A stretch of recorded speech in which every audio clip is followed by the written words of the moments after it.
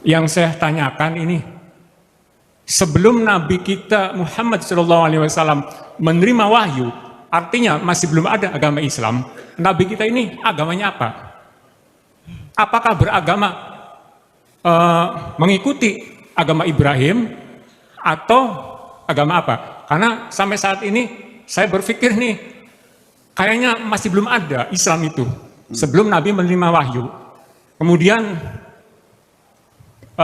banyak istri-istri Nabi juga yang non-Islam, seperti Maria, yaitu dari Nasrani, dan juga Haleluya, haleluya, haleluya. Assalamualaikum warahmatullahi wabarakatuh. Salam Aki. Aku kabarkan Injil keselamatan.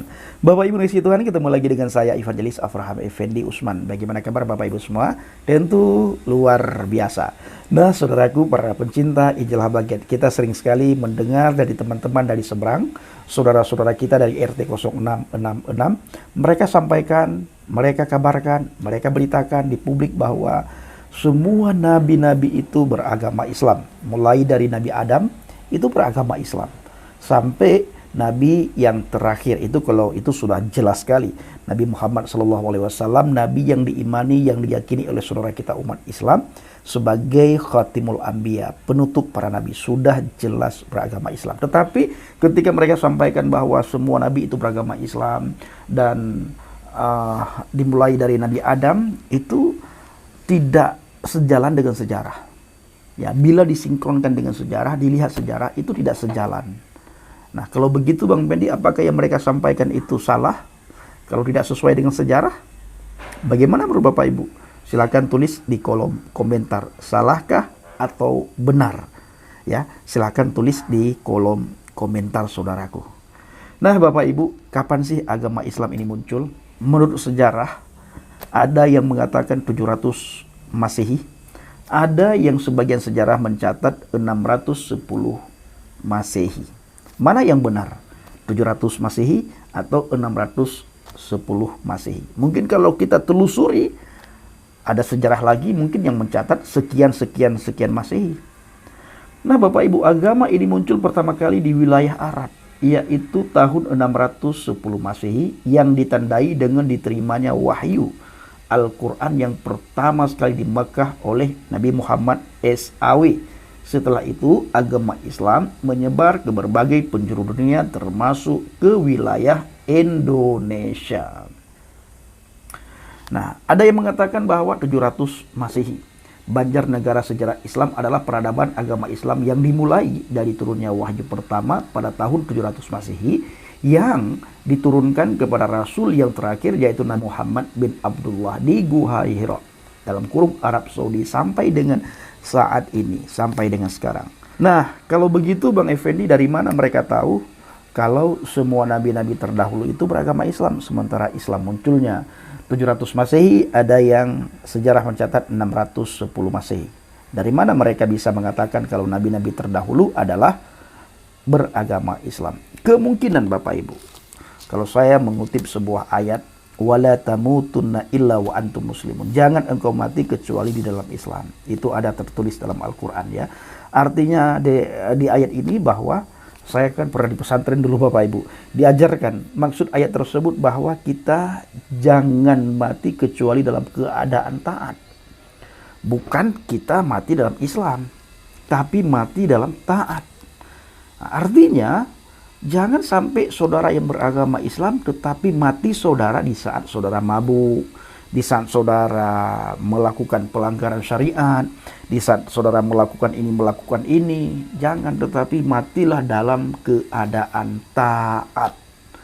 Ya, dalam keadaan taat. Bukan dalam keadaan Islam, tetapi dalam keadaan ketaatan. Saudaraku, saya ingin mengajak Bapak Ibu semuanya untuk melihat sebuah cuplikan video.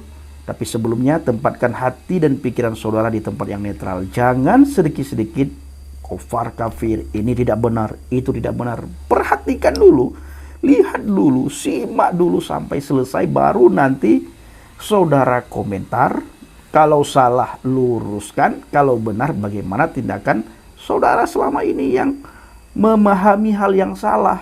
Oke? Mari kita saksikan sama-sama bagaimana cuplikan video berikut ini. yang saya tanyakan ini, sebelum Nabi kita Muhammad SAW menerima wahyu, artinya masih belum ada agama Islam, Nabi kita ini agamanya apa? Apakah beragama mengikuti agama Ibrahim atau agama apa? Karena sampai saat ini saya berpikir nih, kayaknya masih belum ada Islam itu sebelum Nabi menerima wahyu. Kemudian banyak istri-istri Nabi juga yang non-Islam, seperti Maria, yaitu dari Nasrani, dan juga Sofia, juga dari Yahudi. Nah ini saya mohon penjelasan dari Buya, dan barangkali pertanyaan saya ini mengejutkan. Memang harus begitu, kalau kita nggak tahu harus tanyakan. Seperti itu. Terima kasih atas waktunya dan mohon maaf.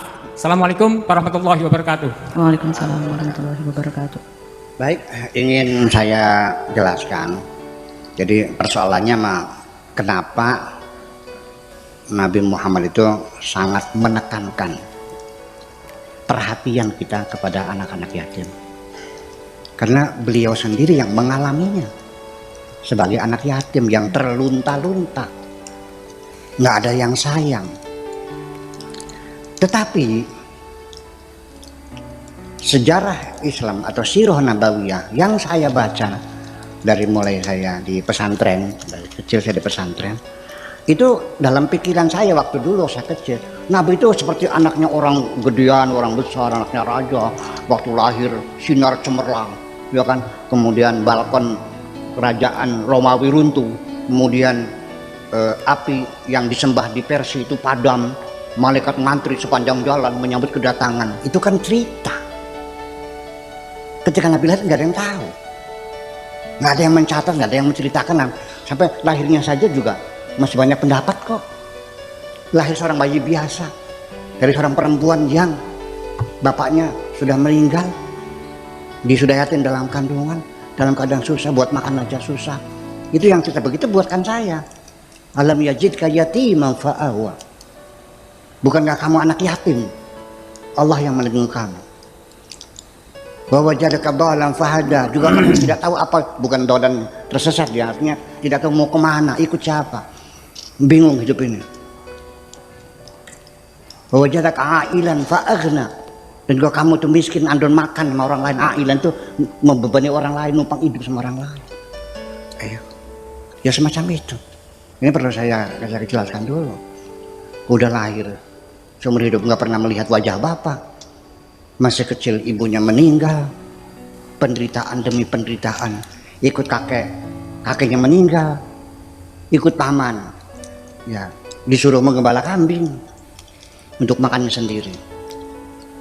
Ya silakan saja ahli sejarah mengatakan Allah sengaja menciptakan Nabi Muhammad menggembala kambing, karena pada umumnya para nabi menggembala kambing.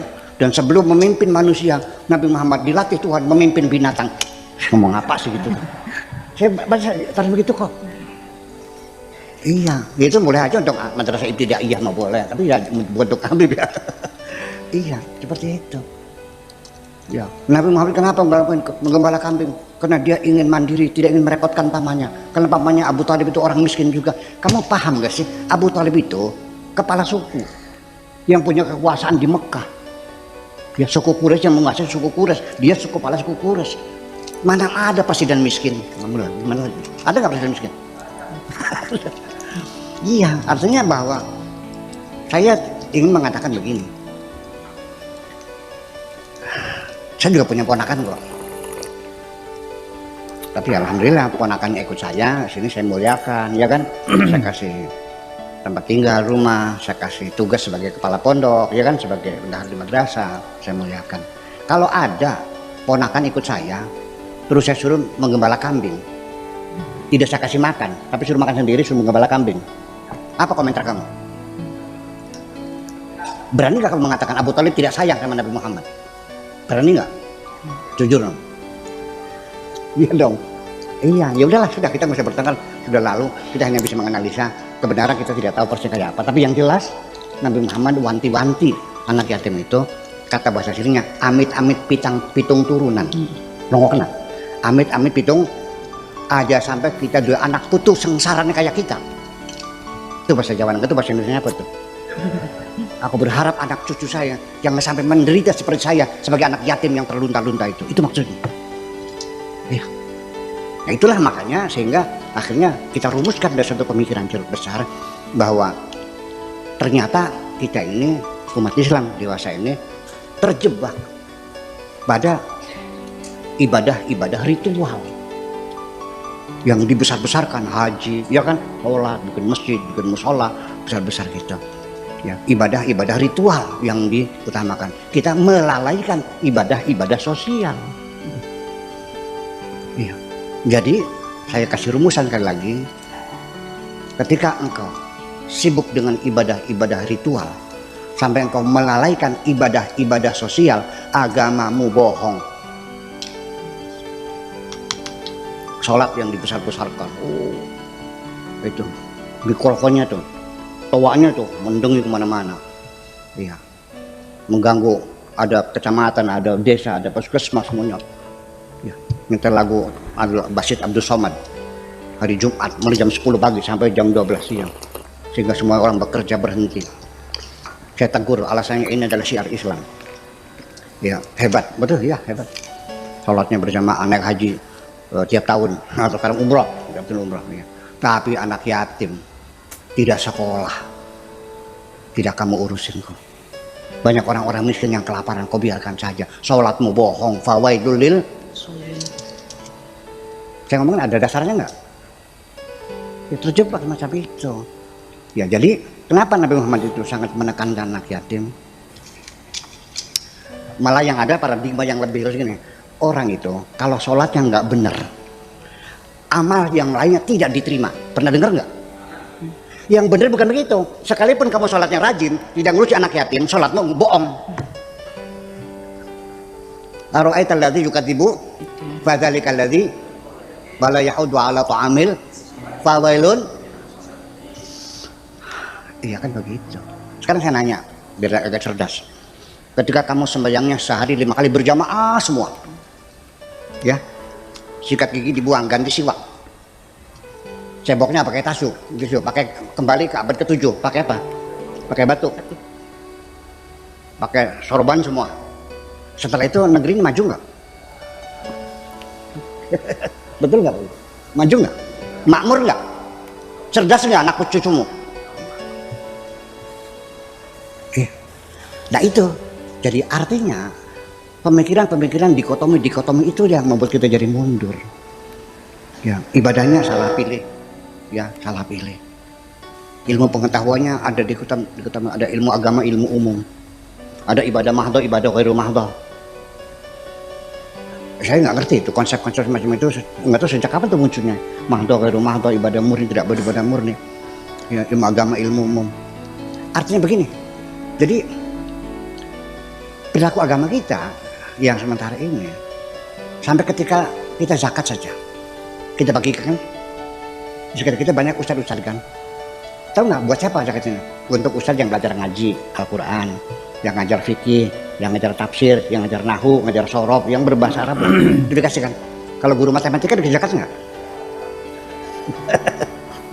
Guru kimia, sampai makanan minuman saja itu merasuk dalam pikiran kita. Kalau kamu minum aqua, ya nggak ada masalah, ya udah. Tapi kalau minum air zam-zam, kamu merasa dapat pahala loh. Betul nggak, Bu? Kalau makan buah mangga, nggak ada masalah. Kalau makan buah kurma, ada pahala. Iya. Cebok pakai tisu, nggak dapat pahala. Kalau ceboknya pakai batu, pahala seperti itu. Ini jadi masalah. Nah, itulah makanya kembali. Jadi artinya, saya katakan lagi, Nabi Muhammad di dalam buku-buku sejarah yang kita baca di sekolah-sekolah, lahirnya pada tahun apa namanya? Tahun gajah. Kenapa disebut tahun gajah? Raja Abraham menyerang apa? Kapan itu tuh? Ternyata menurut Ibnu Asakir itu 45 tahun sebelum Nabi lahir. Menurut Az-Zuhari itu 35 tahun sebelum Nabi lahir. Menurut Ibnu Abbas itu 15 tahun sebelum Nabi lahir. Yang benar mana? Apa tahun itu? Tentara Gajah enggak kan? 45 tahun sebelum Nabi lahir. Nah, nggak tahu Khulasatun Nurul Yak itu dari mana ngambilnya tuh? Itu. Ya iya ini persoalannya. Baiklah, saya kira bahwa Nabi agamanya apa? Belum ada Islam. Istrinya agamanya apa? Ya belum ada Islam. Orang kaget waktu Nabi Muhammad mengawini Siti Khadijah, agamanya apa? Masa bukan Islam? Yang Islam kapan lahirnya? Ada yang kaget tuh. Masa Khadijah bukan muslimah waktu dikawin Nabi? Jadi agamanya apa? Memangnya agama Islam kapan munculnya? Nah, sekarang kita mempelajari gini. Kita nggak tahu, tidak ada bukti artefaknya, nggak ada. Kita pakainya asumsi, hipotesa. Nggak bisa, direct evidence nggak bisa. Kita sudah terlalu lama sekali. Di Arab itu, agama-agama yang ada di Jazirah Arabia itu agama Yahudi, agama Nasrani, ateis yang tidak bertuhan, penyembah berhala, sedikit majusi, ya kan gitu. Nah sekarang Anda setuju nggak kalau kita mengandai, berhipotesa Nabi Muhammad, berhipotesa Nabi Muhammad beragama Yahudi? Bagaimana menurut Anda? Nggak mungkin kan? Betul nggak? Kalau Nabi Muhammad dan Siti Khadijah sekaligus menyembah berhala, setuju nggak? Enggak. Kalau Nabi Muhammad dan Siti Khadijah itu ateis, masuk akal nggak? Enggak. Nah kalau Kristen, iya. Sebab kalau dibilang Kristen, ibunya Nabi Muhammad itu Siti Aminah. Siti Aminah itu anaknya Abu Qabs. Abu Qabs itu ketika muda dia pergi ke, ini hadisnya ada di sebuah hari ada, pergi ke Syam, di sana melihat orang Kristen ke gereja masih penyembah berhala ya waktu itu. Dia kagum sama orang Kristen, akhirnya dia masuk Islam. Nah ketika pulang itu diusir oleh kabilahnya, itu tidak akui karena agama aneh gitu. Itu dia karena masuk Islam, namanya Abu Qabs. Nah Nabi Muhammad sendiri waktu kecil itu dipanggilnya Muhammad bin Abi Qabs. Sampai Nabi Muhammad setelah dia dewasa, setelah dia jadi rasul, dia marah, naik mimbar, dia katakan kepada sahabat, "Man ana? Anda Muhammad bin Abi Qabs, la ana Muhammad bin Abdullah." Sudah selesai, kita setuju kan Muhammad bin Abdullah. Karena biasanya di negara Arab kalau menyebut nama itu dari pihak ibu itu sepertinya tidak terhormat ya. Betul nggak?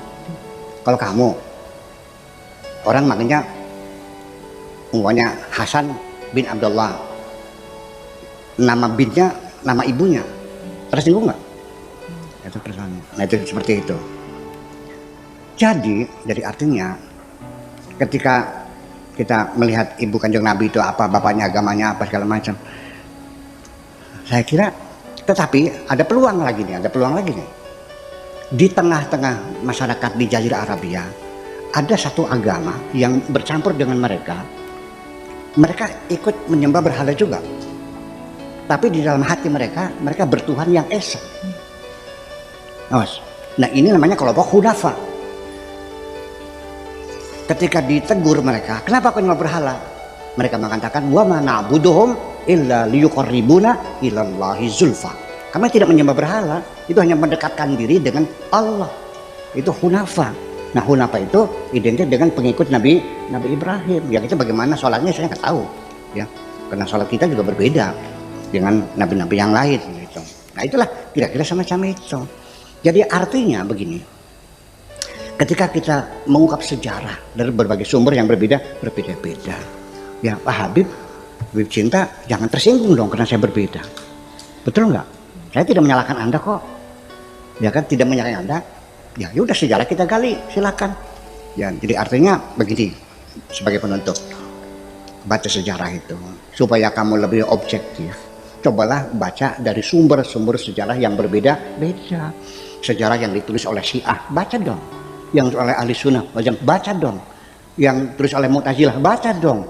Jabariyah, Qadariyah, Murji'ah, segala macam, semua semua yang ditulis oleh para orientasi, baca semuanya. Dari situlah kamu memilih. Bukan baca kitab yang kamu beli di toko terus kamu paksakan sebagai kebenaran, kalau tidak sama semuanya salah seiman. Sebab namanya orang menulis sejarah, jujur saja, sejarah yang menulis adalah yang menang. Yang menulis sejarah adalah yang menang. Jadi nanti siapa yang salah, siapa yang benar, sulit untuk dibuktikan. Yang jelas siapa yang menang. Yang menang itu yang benar. Yang kalah, dia salah. Betul nggak? Betul nggak? Yang salah yang kalah. Yang menang, yang benar, kayak mereka semacam itu. Jadi artinya ketidakjujuran dalam penulisan sejarah itu sangat besar sekali. Jadi ya, sementara kita belum mengambil keputusan apapun, ya biarkan itu sebagai hipotesa tanpa kesimpulan. Apa salahnya kita tidak mengambil kesimpulan? Nah, saudaraku dikasih Tuhan, para pencinta Anjel Habagat, bagaimana tanggapan Bapak Ibu setelah melihat cuplikan video yang baru saja kita saksikan sama-sama? Silahkan tulis di kolom komentar dan mari kita komentar dengan bijak. Terima kasih. Assalamualaikum warahmatullahi wabarakatuh. Salam Aki, aku kabarkan Injil keselamatan. Bapak Yahweh Bishim Adonai Yesus Hamasiah, Warwah Kudus memberkati kita semua. Haleluya, amin. Saya akan membacakan sebuah firman Tuhan untuk kita semuanya. Di dalam Kitab Filipi 1 ayat yang ke-21. Karena bagiku hidup adalah Kristus dan mati adalah keuntungan. Tetapi jika aku harus hidup di dunia ini, itu berarti bagiku bekerja, memberi buah. Jadi mana yang harus kupilih? Aku tidak tahu. Aku didesak dari dua pihak. Aku ingin pergi dan diam bersama-sama dengan Kristus. Itu memang jauh lebih baik, tetapi lebih perlu untuk tinggal di dunia ini karena kamu. Dan dalam keyakinan ini, tahulah aku akan tinggal dan akan bersama-sama lagi dengan kamu sekalian, supaya kamu makin maju dan bersuka cita dalam iman, sehingga kemegahanmu dalam Kristus Yesus makin bertambah karena aku apabila aku kembali kepada kamu. Terima kasih.